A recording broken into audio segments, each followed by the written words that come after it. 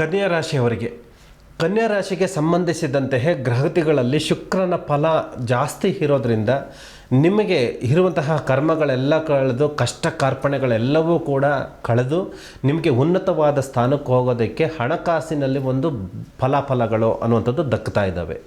ಹೇಗೆ ಸಾಧ್ಯ?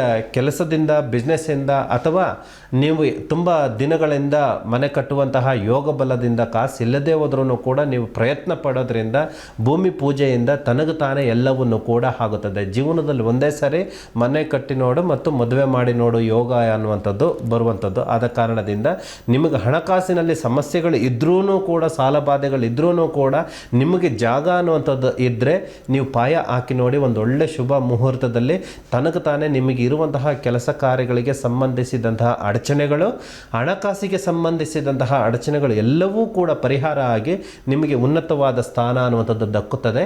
ಇದು ಕಳೆದಾದ ನಂತರ ಅಂದರೆ ಮುಹೂರ್ತ ಮುಗಿದ ಆದ ನಂತರನೇ ಆದಷ್ಟು ಬೇಗ ನಿಮಗೆ ಇದೇ ತಿಂಗಳನ್ನಲ್ಲೇ ನಿಮಗೆ ಕಂಕಣ ಭಾಗ್ಯ ಫಲದಲ್ಲೂ ಕೂಡ ನಿಮಗೆ ಶುಭ ಅನ್ನುವಂಥದ್ದು ಕೂಡ ಬರ್ತಾ ಇದೆ.